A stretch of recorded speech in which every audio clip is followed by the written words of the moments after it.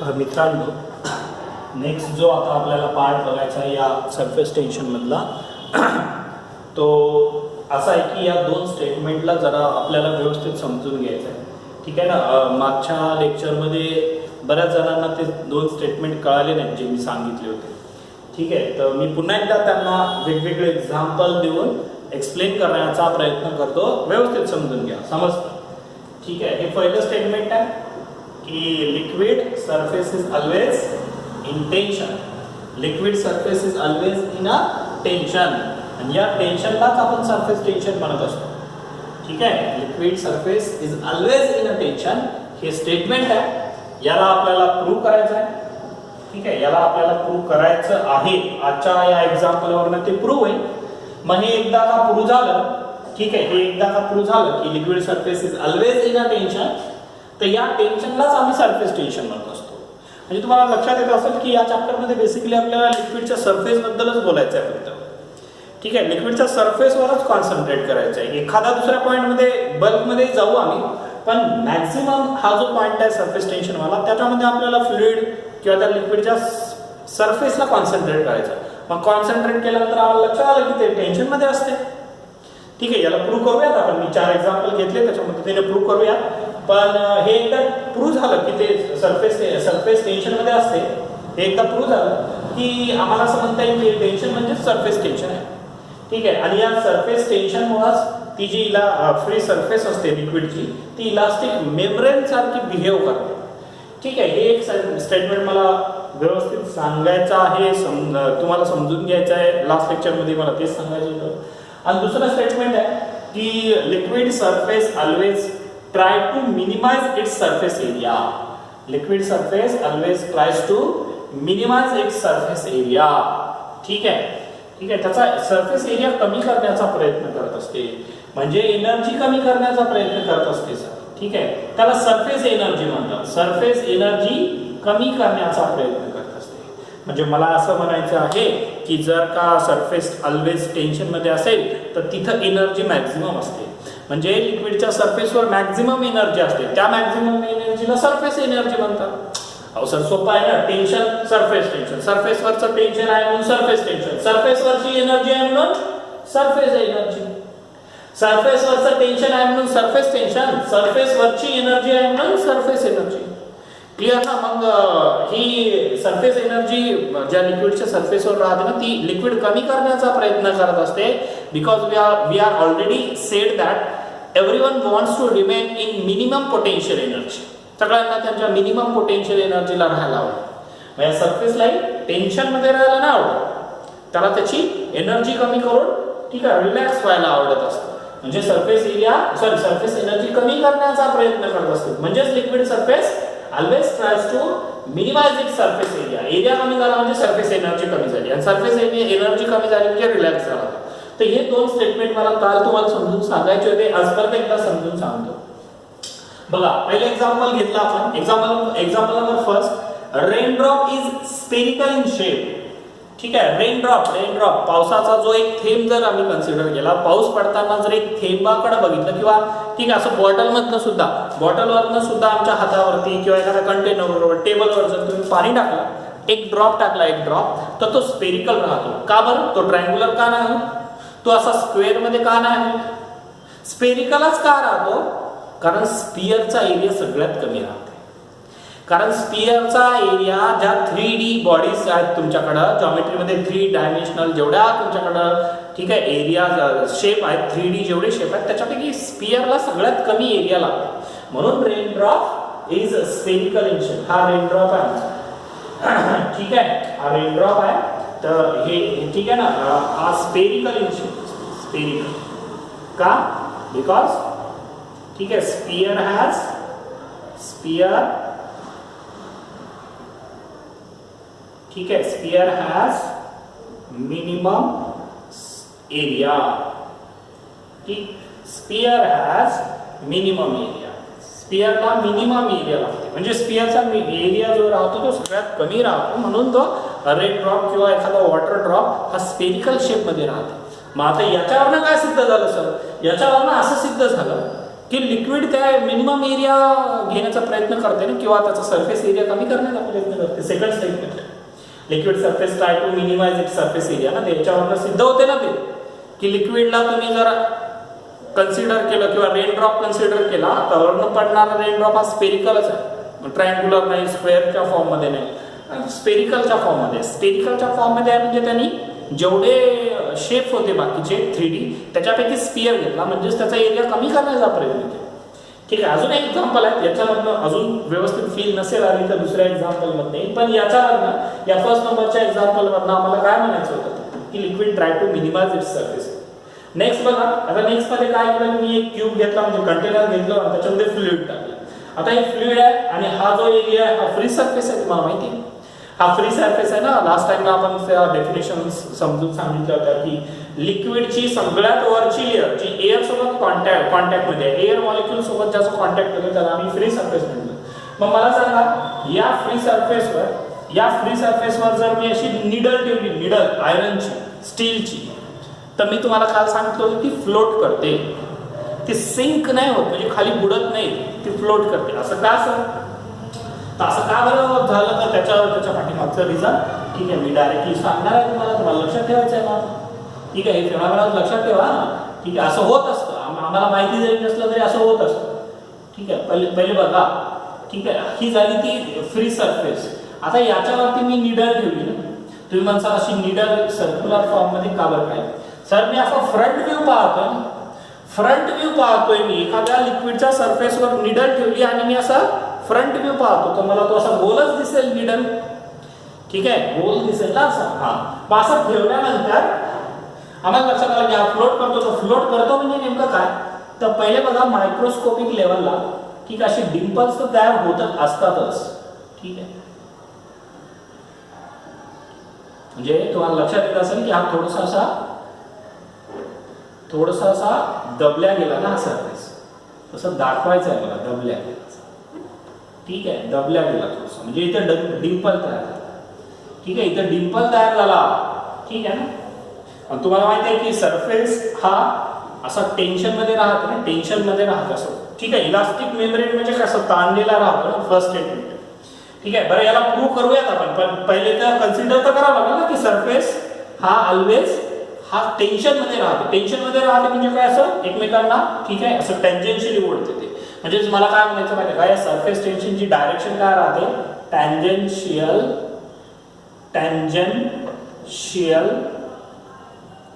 To free surface किंवा simply surface. ठीक आहे, म्हणजे मी काय सांगतोय आता, हा नवीन एक पॉईंट सांगितलं तुम्हाला की सरफेस टेन्शनची डायरेक्शन कशी राहते, सरफेस टेन्शनची डायरेक्शन कशी राहते, टँजेन्शियल टू सरफेस किंवा perpendicular to surface area. Tangential म्हणजेच परपेंडिक्युलर. आता एखादा लिक्विड सरफेस आहे, त्याला मी वरनं त्याच्या सरफेसवर अशी परपेंडिक्युलर काढ, त्याच्या सरफेसला परपेंडिक्युलर काढ. ठीक आहे, किंवा टँजेन्शियली काढते, एकच अर्थ होतो त्याचा. क्लिअर ना. हा, टँजेन्शियल म्हणा, परपेंडिक्युलर म्हणा, परपेंडिक्युलर टँजेन्शियल टू सरफेस अशी राहते. मग बघा आता हा फ्री सरफेस झाला, तर टँजेन्शियल म्हणजे असा सरफेस टेन्शन राहतो. म्हणजे इनिशियली ज्यावेळेस सरफेस होता त्यावेळेस फोर्स असा होता सरफेस टेन्शनचा टी. मग तुम्ही हे टाकल्यानंतर म्हणजे ती पिन ठीक आहे किंवा ती निडल टाकल्यानंतर इथे डिंपल पडलं ना, मला माहिती आहे डिंपल पडते. ठीक आहे, हे सांगितलं होतं लास्ट लेक्चरमध्ये. डिंपल पडलं म्हणजे काय, तर हा जो टेन्शन ठीक आहे होता इन्क्लाइन झाला, आता सरफेस झाला ना, आता अँगल क्रिएट केला थीटा. ठीक आहे, किंवा व्हर्टिकल सोबत mg सोबत अँगल तयार केला असं समजा. या निडलची जी वेट आहे ती mg डाऊनवर्ड डायरेक्शनला राहील ना, बरोबर आहे की नाही. आणि हा सरफेस टेन्शन ना आता अँगल थीटा क्रिएट केला की नाही व्हर्टिकल ऍक्सिस सोबत. मग आता याचे दोन कॉम्पोनंट होतील या टीचे, एक वरती जाईल एक खाली येईल. तर जो वरती गेला तो टी कॉस थीटा होईल, इकडनं पण टी कॉस थीटा होईल, बरोबर आहे की नाही. इकडनं पण टी कॉस थीटा होईल, म्हणजे वरच्या डायरेक्शनला 2t कॉस ऑफ थीटा आहे आणि डाऊनवर्ड डायरेक्शनला कोण आहे, mg आहे. म्हणजे बेसिकली या निडलच्या वेटला या 2t कॉस ऑफ थीटानं बॅलन्स केलं आणि ते बॅलन्स करतच अशा पद्धतीने. आलं की नाही लक्षात. आणि हे जे होते ते इक्वल अपोजिट आहेत साइन थीटा वाले, ते कॉम्पोनंट काही कामाचे नाही. क्लिअर ना. हे फ्री सरफेस आहे, त्याच्यावर अशी निडल ठेवली आणि तर आम्हाला लक्षात आलं की डिंपल पडले. मग डिंपल पडले याचा अर्थ तो इलास्टिक मेम्ब्रेन आहे हे सिद्ध झालं. मी नीडल अशी ठेवल्यानंतर मायक्रोस्कोपिक लेवलला आम्हाला लक्षात आलं की त्या सरफेसला असा डिंपल पडला. तर डिंपल पडला याचा अर्थ असा आहे की ते इलास्टिक मेम्ब्रेन आहे. इलास्टिक मेम्ब्रेन विदाउट टेन्शन नसते सर, म्हणजे याचा अर्थ सरफेसवर टेन्शन आहे हे पण सिद्ध झालं. याचा अर्थ काय होते की सरफेस जो लिक्विडचा आहे त्याच्यावर तो असा टेन्शन मध्ये आहे, तो रिलॅक्स नाही आहे, तो टेन्शन आहे त्याच्यावर. ठीक आहे ना, सरफेस टेन्शन आहे. मग या एक्झाम्पलला हा पॉइंट सिद्ध होतो. क्लिअर. आणि ते नीडल कशी काय फ्लोट होते सर, तर हा पार्ट थोडासा आतमध्ये गेल्यानंतर अजून एकदा परत बघायचंच आहे. तर ते अशा पद्धतीने बॅलन्स होते की त्या नीडलचं वेट इन डाऊनवर्ड डायरेक्शनला आणि हा जो सरफेस टेन्शन परपेंडिक्युलर वरती फोर्स जो राहतो ना, ज्याला आम्ही सरफेस टेन्शन म्हणतो, तो रिझॉल्व करतो स्वतःला. तर वरती 2t cos θ आहे, या 2t cos θ ने mg ला बॅलन्स केलं. ठीक आहे. नेक्स्ट एक्झाम्पल अजून हे नाही कळालं, अजून याच्यामधनं तरी कळलं. Soap film. आता सोप फिल्म म्हणजे काय, तर मी एक असा एक वायरची फ्रेम घेतली रेक्टँग्युलर. ही काय वायरची फ्रेम आहे ABCD, ABCD अशी एक रेक्टँग्युलर फ्रेम आहे वायरची. आणि त्याला मी डिटर्जंटचं सोल्युशन आहे, म्हणजे आम्ही एका पाण्यामध्ये सोडा टाकला, बकेटीमध्ये पाणी घेतलं तर सोडा टाकला आणि ते सोड्याचं ते बरोबर ना पाणी तयार झालं आणि त्या या वायरला त्याच्यामध्ये असं बुडवलं. या वायरला त्याच्यात असं बुडवल्यानंतर त्याला काढलं. तर ते जे काढल्यानंतर इथे लिक्विडची लेअर तयार होईल ना, त्याला सोप फिल्म असं म्हणतात सर. सोप फिल्म म्हणजे ती. आणि ही तर फ्रेम आहे ABCD. आणि या सोप फिल्मवर ना आम्ही काय केलं, ती दोरी जी असते ना आमची शिवायची, बरोबर ना, एखादी गुंडी तुटली तर आपण शिवतो ना, ठीक आहे ना, व्हाईट कलरची. तर ती थ्रेड आहे ती आपण याच्यावरती टाकली, सरफेस थ्रेड. ठीक आहे ना, मला ते असं म्हणायचं की टाकली. तर हे स्ट्रक्चर असं होईल. लक्षात आहे, हे सोप सोल्युशन आहे, ABCD फ्रेम आहे आणि त्याच्यावरती ही थ्रेड टाकली. म्हणजे बेसिकली सर्कल, त्या दोरीचं सर्कल केलं आणि असं टाकलं तर ते असं दिसत आम्हाला. आता याच्यानंतर काय बघा, याच्यानंतर काय करायचं आपल्याला, एक्झाम्पल आहे. हे एक्झाम्पल मी थोडक्यात एक्सप्लेन केलं की आता समोर कन्सेप्च्युअल पार्ट. ठीक आहे, हे सगळं तर गिवन होतं आपलं. सोप फिल्म या एक्झाम्पल मध्ये आतापर्यंत जेवढं बोललो हे गिवन आहे. आता मी काय म्हणतोय की इथं ना असं एक म्हणजे या थ्रेडच्या आतमधला जो पार्ट आहे, आता ही सर्क्युलर शेप मध्ये दिसतंय ना, थोडंसं क्लोज आहे, पण सर्क्युलर नाही पण क्लोज आहे ना, ते थ्रेड क्लोज आहे. तर तो आतला जो एरिया आहे तो मी असा हाताने म्हणा किंवा एखाद्या असा पिन होल ना त्याला, ठीक आहे, असं मारलं तर हे सगळं निघून जाईल आणि बाकीचा एरिया राहील. पण आम्हाला नंतर काय लक्षात आलं की ती जी थ्रेड होती तिनं असं सर्कल कन्सिडर, म्हणजे सर्कल घेतलं तिने, असं सर्कल तयार केलं. म्हणजेच काय म्हणायचं आहे मला बघा की इथं सुरुवातीला या आतमधल्या फ्लुइडनं परपेंडिक्युलर फोर्स या थ्रेडच्या या पार्टवर लावला होता किंवा या लेंथवर लावला होता, पण बाहेरच्या पण सोप सोल्युशन त्याच्यावरती लावला आणि म्हणून ते एकमेकांना त्यांनी बॅलन्स केलं, इक्वल आणि अपोजिट. ठीक आहे ना, मला काय म्हणायचं लक्षात येतं का बघा, या थ्रेडचा हा जो एवढा असा तुकडा घेतला लेंथचा, तो वरती पण याच्या वरती म्हणजे इनवर्ड पण फोर्स आहे आणि डाऊनवर्डला पण फोर्स आहे. म्हणजे हे सगळ्या डायरेक्शनला असे फोर्सेस आहेत. पण आम्ही काय केलं की आतमधला असं याला आतमधल्याला पिन होल मारून, ठीक आहे, ते सोप सोल्युशन काढून टाकलं. तर आम्हाला लक्षात आलं की आता हा जो थ्रेड असा क्लोज होता तो सर्क्युलर शेप मध्ये झाला. याचं कारण काय सर, कारण आता बाहेरचे तेवढेच फोर्सेस आहेत ना, बघा हे बाहेरचे तेवढेच फोर्सेस आहेत, आतमधले फोर्सेस तर आता निघून गेले ना, पहिले होते म्हणून त्याचा जो शेप आहे तुम्ही जसा क्लोज शेप होता तसाच राहिला. पण आता असं मारल्यामुळं हा आतमधला सगळा, ठीक आहे, सोप सोल्युशन निघून गेला. मग आता बाहेरचेच फोर्सेस राहिले, म्हणजे बाहेरच्या फोर्सेस ना या थ्रेडच्या, या क्लोज थ्रेडच्या प्रत्येक युनिट लेंथला ओढलं आणि ओढून सर्कल तयार केलं. आणि सर्कल तयार केला म्हणजे काय, तर सर्कलचा पण एरिया सगळ्यात जास्त असते 2D ऑब्जेक्टचा. ठीक आहे, म्हणजे या सोप सोल्युशन मध्ये या सोप सोल्युशनचा जेवढा एरिया होता,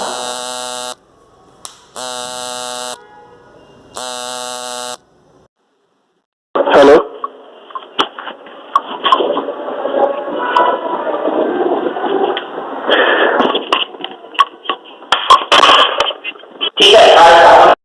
इथं पिन होल टाकल्यानंतर हा तर निघून गेला ना, तर हा निघून गेल्यानंतर हा सर्कल तयार झाला. तर सर्कल का तयार झालं सर, तर ते याकरता तयार झालं कारण या सोप सोल्युशनचा जेवढा सरफेस एरिया होता ना, तर त्या सरफेस एरिया पैकी सर्कल तयार झाल्यानंतर मॅक्झिमम एरिया कमी झाला. मला काय म्हणायचं बघा, 2D ऑब्जेक्ट मध्ये जर मी सर्कलला कन्सिडर केलं किंवा 2D जेवढ्या ऑब्जेक्ट आहेत त्यापैकी सर्कलचा एरिया सगळ्यात जास्त असते. 2D जेवढे ऑब्जेक्ट आहेत तुमच्याकडे, ट्रायंगल, स्क्वेअर, ठीक आहे, सर्कल, तर त्याच्यामध्ये सर्कलचा एरिया सगळ्यात जास्त असते. याचा अर्थ हा 2D ऑब्जेक्ट म्हणजे सर्कल तयार होऊन जेवढा ओरिजिनल एरिया, सरफेस एरिया होता त्याच्यापैकी जास्तीत जास्त एरिया कमी झाला. म्हणजे याच्यावरनं दोन गोष्टी एक्सप्लेन झाल्यात सर, दोन. एक म्हणजे liquid try to minimise its surface area. Liquid second नंबरचं, ठीक आहे, सेकंड नंबरचं स्टेटमेंट. म्हणजे याचा अर्थ लिक्विड सरफेस ना त्याचा एरिया कमी करण्याचा प्रयत्न केला, कारण सर्कल तयार झाला ना, जास्तीत जास्त एरिया ट्रायंगल नाही तयार झाला, स्क्वेअर नाही तयार झाला, सर्क्युलर झाला. ठीक आहे, हे एक्झाम्पल, या एक्झाम्पलवर ना, ठीक आहे, हे प्रूव्ह होते सेकंड नंबरचं स्टेटमेंट की liquid surface try to minimise its surface area. आणि दुसरी गोष्ट म्हणजे कोणती, ठीक आहे, तर या सरफेस टेन्शन बघा, सरफेस टेन्शन तर आहेच, पहिले जसा ठेवला क्लोज तसा होता, म्हणजे सरफेस टेन्शन तर आहेच, दोन्ही डायरेक्शनला फोर्स त्या थ्रेडच्या प्रत्येक युनिट लेंथला अप्लाय होत होते, म्हणजे सरफेस टेन्शन तर आहे. म्हणजे पहिलं पण स्टेटमेंट प्रूव्ह झालं, ठीक आहे, पहिलं पण स्टेटमेंट प्रूव्ह झालं. आणि दुसरी अजून एक गोष्ट प्रूव्ह झाली की सरफेस टेन्शनची डायरेक्शन पण प्रूव्ह झाली की सरफेस टेन्शन कसा असतो, टँजन्शियल टू सरफेस.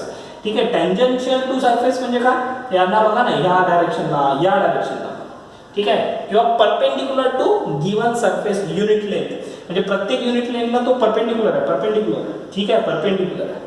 प्रत्येक सर्कलच्या प्रत्येक पॉइंटवर तो असा परपेंडिक्युलर आहे. क्लिअर.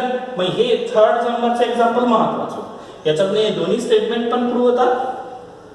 आणि सरफेस टेन्शनची डायरेक्शन, म्हणजे सरफेस टेन्शन हे वेक्टर क्वांटिटी असली पाहिजे, त्याची डायरेक्शन पण, ठीक आहे, प्रूव्ह होते, ती म्हणजे टँजन्शियल टू सरफेस एरिया किंवा परपेंडिक्युलर. ठीक आहे. आणि फोर्थ एक्झाम्पल मी इथं लिहिलं होतं, ते म्हणजे पेंट ब्रश. मी पेंट ब्रश आणला पण बघायला तुम्हाला. ठीक आहे. आता आम्ही हा जो ज्यावेळेस पेंट मारला होता त्यावेळेस खाली असा बुडवला होता आणि मग ते तसंच ठेवून दिला, त्याच्यामुळे हे बघा ना असं आहे. ठीक आहे, असं केलं, बरोबर ना. ठीक आहे. तर आता हे पेंट ब्रशच्या एक्झाम्पलवरनं काय सांगायचं मला की ज्यावेळेस तुम्ही असा ब्रश पाण्यामध्ये बुडवता तर हे जे त्याचे हे जे, ठीक आहे, हा जो एरिया आहे ना तो सगळा असा फैलतो आतमध्ये गेल्यानंतर, म्हणजे पाण्याच्या आतमध्ये बल्कमध्ये हे ब्रश गेल्यानंतर हा एरिया सगळा असा फैलतो आणि त्याला असं काढलं पाण्यातून की हा सगळा असा, ठीक आहे, कॉम्प्रेस होतो ना. मग हा सगळा कॉम्प्रेस होतो म्हणजे काय, तर ते वॉटर मॉलिक्युल्स सगळे असे कॉम्प्रेस करतात, म्हणजे त्याचा सरफेस एरिया कमी करण्याचा प्रयत्न करतात. Liquid surface try to minimise its surface area. ठीक आहे. मला वाटतं की आता याच्यावरनं एवढ्या एक्झाम्पल, 4 एक्झाम्पलवरनं, फोर्थ एक्झाम्पल आहे पेंट ब्रश. 4 एक्झाम्पलवरनं तुम्ही हे 2 स्टेटमेंट थोडेसे फील करून घेतले पाहिजे, लक्षात ठेवले पाहिजे. ठीक आहे. कारण बघा याच्यावरच हा सगळा पॉईंट आहे. Liquid surface try to minimise its surface area आणि liquid surface is always in a tension. That tension is nothing but surface tension. आणि मग ते टेन्शन आहे म्हणजे त्याची जी वरची मेम्ब्रेन आहे ती इलास्टिक मेम्ब्रेन सारखी बिहेव करते. इलास्टिक मेम्ब्रेन त्या निडलला ठेवल्यानंतर निडलला डिंपल तयार केला म्हणजे ती इलास्टिक मेम्ब्रेन आहे. क्लिअर. याचं प्रूफ ठीक आहे. स्फिअर झाला तयार म्हणजे मिनिमाइज एरिया, सरफेस एरिया कमी करण्याचा प्रयत्न केला.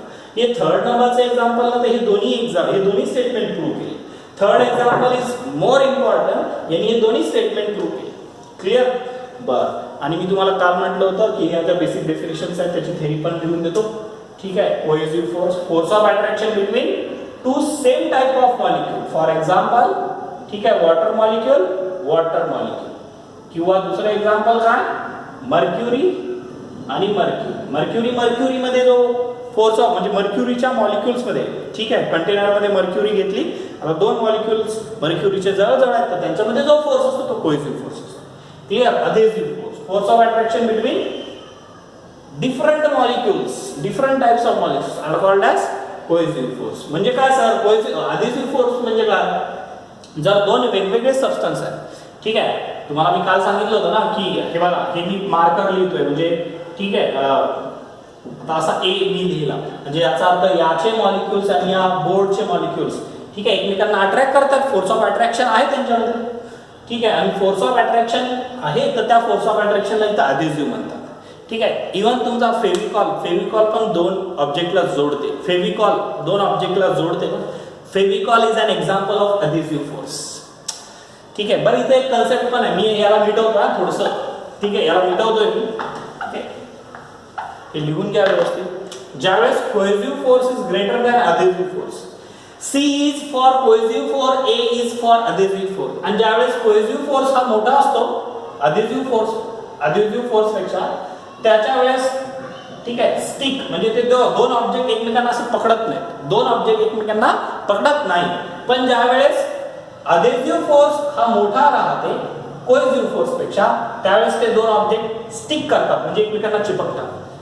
adhesive force is greater than cohesive force असं जर असेल म्हणजे इंटरमॉलिक्युलर फोर्स ऑफ अट्रॅक्शन पैकी adhesive फोर्स जर मोठा असेल तर त्यावेळेस ते स्टिक करतात, एकमेकांना चिपकतात. ठीक आहे, याचं एक्झाम्पल अजून एक देता येईल ना, की जर तुम्ही एखाद्या कंटेनरमध्ये वॉटर कन्सिडर केलं, ठीक आहे, तर तुम्हाला लक्षात येईल वॉटरचा सरफेस असा होतो म्हणजे काय, तर इथले जे मॉलिक्युल्स राहतात ते याच्या सरफेस सोबत असे पकडतात सरफेसला, सॉरी या सॉलिड आणि या लिक्विड मधले मॉलिक्युल्स, म्हणजे सॉलिडचा एक मॉलिक्युल लिक्विडचा एक मॉलिक्युल, adhesive फोर्स झाला. मग इथं adhesive फोर्स जास्त राहतो म्हणून लिक्विडचा जो सरफेस आहे तो असा तयार होतो असा. ठीक आहे, याला कोणता सरफेस म्हणता येईल, कॉन्केव्ह सरफेस तयार होतो लिक्विडचा. ठीक आहे, आणि त्याच कंटेनरमध्ये तुम्ही जर अशी मर्क्युरी घेतली, Hg मर्क्युरी घेतली, तर मर्क्युरीचा सरफेस असा होतो, कॉन्व्हेक्स राहतो. असं का बरं, कारण या एक्झाम्पलमध्ये कोहेसिव्ह फोर्स जास्त आहे, म्हणजे या मर्क्युरीच्या मॉलिक्यूल सोबतच पकडून राहायचं.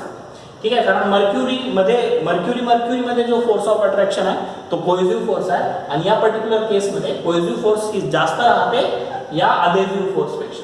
तुम्हाला लक्षात येते की नाही, adhesive फोर्स म्हणजे काय, हा जो कंटेनर आहे सॉलिड याचा मॉलिक्यूल आणि याच्यासोबत जो कॉन्टॅक्ट मध्ये आहे मर्क्युरी त्याचा मॉलिक्यूल. मग इथे मॉलिक्यूल हे जे adhesive फोर्स आहे हा छोटा आहे, कोहेसिव्ह फोर्स जास्त आहे.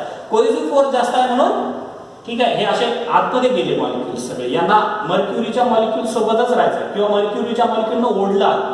म्हणून आता इथले मॉलिक्यूल तर कॉन्टॅक्ट मध्ये आलेच नाहीत ना, सेंटरचे मॉलिक्यूल तर या सॉलिडच्या कॉन्टॅक्ट मध्ये आलेच नाहीत, आले असते तर तेही गेले असते, चिपकले असते. म्हणजे याचा अर्थ काय, water in contact with container, याच्या केसमध्ये adhesive force is greater than cohesive force, आणि या एक्झाम्पल मध्ये cohesive force is greater than adhesive force. हे महत्वाचं आहे, हे पंच किंवा हे गोल्डन की पॉइंट्स आहे. When cohesive force is greater than adhesive force, not stick म्हणजे चिपकत नाही त्यावेळेस. ठीक आहे, बघा इकडे चिपकले. When cohesive force is greater than adhesive force, हे चिपकले नाही, यांना मर्क्युरी मध्येच राहायचं. बरं तुम्ही अजून एक करून बघा, एका ग्लासमध्ये पाणी घ्यायचं किंवा एका कंटेनरमध्ये पाणी घ्यायचं आणि खाली ओतून द्यायचं. काही मॉलिक्युल्स तरी त्या ग्लासमध्ये किंवा त्या कंटेनरमध्ये तुम्हाला चिपकलेले दिसतील. adhesive force is greater than cohesive force, stick करतात. ठीक आहे, काय म्हटलं मी, एखाद्या कंटेनरमध्ये वॉटर घ्या त्याला खाली असं ओतून द्या. ठीक आहे, तुम्हाला त्या ग्लासच्या वॉलला, ग्लासमध्ये पाणी घेतलं खाली सांडून दिलं, तर त्या ग्लासच्या वॉलला म्हणजे त्या कंटेनरच्या बेसिकली वॉलला पाणी चिपकलेलं दिसते ना, दिसतं. कारण काय, तिथं कोहेसिव्ह फोर्स पेक्षा adhesive फोर्स जास्त राहते, आणि ज्यावेळेस adhesive फोर्स कोहेसिव्ह पेक्षा जास्त राहते त्यावेळेस तो सबस्टन्स स्टिक करतो, चिपकून राहतो. पण आता मी दुसरं एक्झाम्पल देतोय, तुम्ही त्याच ग्लासमध्ये मर्क्युरी घ्यायची आणि खाली ओतून द्यायची, किंवा एखाद्या कंटेनरमध्ये मर्क्युरी घ्या आणि खाली टाकून द्या, तुम्हाला त्या ग्लासच्या वॉलला किंवा त्या कंटेनरच्या वॉलला मर्क्युरीनं स्टिक केलेलं दिसणार नाही, कारण त्या केसमध्ये कोहेसिव्ह फोर्स हा जास्त राहतो adhesive फोर्स. आणि when cohesive force is greater than adhesive force, it will not stick, ते फ्लुइड स्टिक करत नाही. मला वाटतं हे दोन ठीक आहे, थोडीशी आता आम्हाला व्यवस्थित कळाले असतील. Molecular range, sphere of influence, surface field सगळ्याच लिहून दिलेलं आहे. लास्ट टाइम मी एक्सप्लेन केलं. ठीक आहे, याला व्यवस्थित समजून घ्या, लिहून घ्या. ठीक आहे, आता इथे एक जरा सरफेस टेन्शनची डेफिनेशन तयार होते. सरफेस टेन्शनची डेफिनेशन किंवा कन्सेप्च्युअल एक फॉर्म्युला मिळतो आम्हाला, तो जरा आम्हाला बघायचा.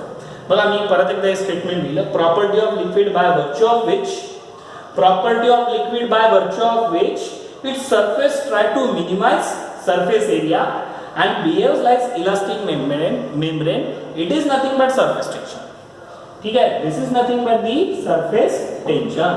ठीक, मग आता आम्ही हे एक सरफेस कन्सिडर केला लिक्विडच्या, म्हणजे कंटेनर मध्ये लिक्विड आहे आणि आम्ही वरनं बघतो, मग हा टॉप व्ह्यू झाला, आणि त्याच्यामध्ये ना एक अशी एक इमॅजिनरी लेंथ म्हणजे सरफेसवरच मी अशी लाईन मारली, लिक्विडचा सरफेस आहे त्या लिक्विडच्या सरफेसवरच अशी मी लाईन मारली इमॅजिनरी लाईन.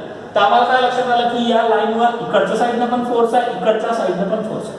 ठीक आहे, जेवढी लेंथ जेवढी लेंथ तेवढे फोर्स, ठीक आहे, जेवढी लेंथ तेवढे फोर्स, हे पण आम्हाला लक्षात आलं प्रॅक्टिकल. म्हणजे force is directly proportional to length, that imaginary length.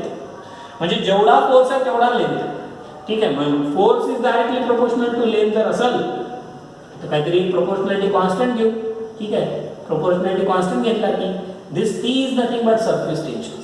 आणि मग त्याच्यावर सरफेस टेन्शन टी चा काय फॉर्म्युला तयार होते, force per metre length. Therefore surface tension is again defined as force per unit length. Force per unit length, it is again nothing but the surface tension. हे surface tension चा एक formula आहे आणि या पद्धतीने पण डिफाइन करू शकता तुम्ही याला. याचे युनिट काय आहे सर, न्यूटन पर मीटर. खूप मोठा व्हिडिओ झाला, काही कळालं नसेल तर मी नेक्स्ट लेक्चरला सांगतो, ठीक आहे. व्यवस्थित लिहून घ्या. Thank you very much.